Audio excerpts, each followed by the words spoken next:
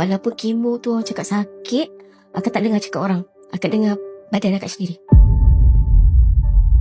Hai Kak Cantik. Okey, nama apa? Hai, nama Kak Yana. Okey, Kak Yana. Okey, umur berapa? Umur akak 43. So, hari ni datang untuk apa? Hari ni akak datang untuk treatment rambut.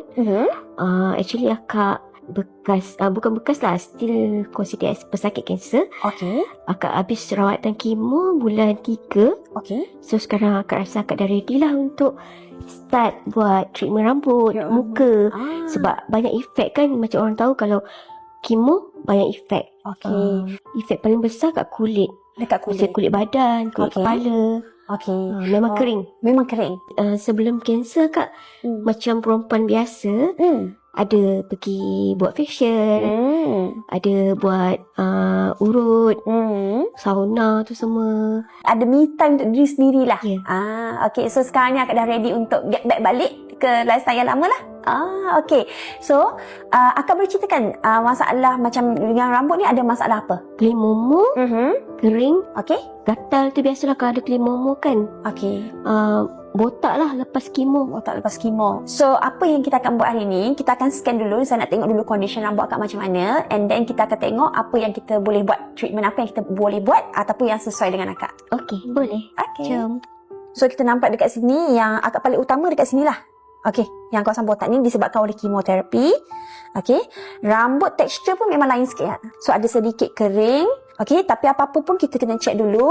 Kita buat scan dulu. Okey. So first kali, okay, dengan mata kasar kita tak nampak. Tapi bila kita scan ke dalam, okay, kita nak perasan kat sini akak ada tersumbat sikit. So pori akak tersumbat sikit and ada sedikit kelemumur dengan keruping lah. Okay, cuma yang ni, hari ni kita nak bersihkan dulu.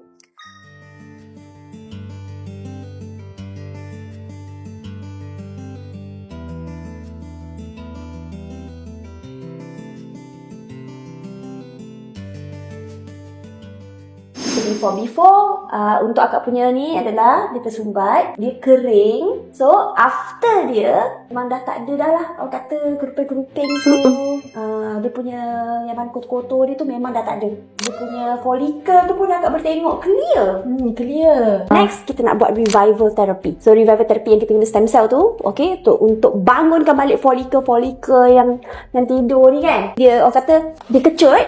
Mungkin masa akak buat kemoterapi, okay, dia kecut, tapi kita nak bangunkan dia orang balik. So, akak rasa ada tak apa-apa nasihat yang akak nak bagi untuk saya lah, untuk siapa-siapa lah dekat luar sana? Okey, untuk siapa-siapa pun, kalau kita sakit, itu bukan penghujung hidup kita. Kita kena bangkit. So, macam akak ni buat treatment ni, macam salah satu healing akak lah. Tak nak dah lemau-lemau. So, rasa segar. Alhamdulillah, terima kasih. Sebelum tahu tu dah jalan banyak prosedur. So sebenarnya dah memang sedia. Tak nafikan mula sedih down. So akak tak nak putus asa. Walaupun kemo tu orang cakap sakit, akak tak dengar cakap orang. Akak dengar badan akak sendiri. Kanser tu bukan penyebab untuk kita putus asa lah. Yang paling, orang kata yang paling besar lah, supporter paling besar, family. So, orang kata sepanjang tu memang apa-apa akak sedih ke, akak gembira ke, apa semua akak luahkan pada Betul.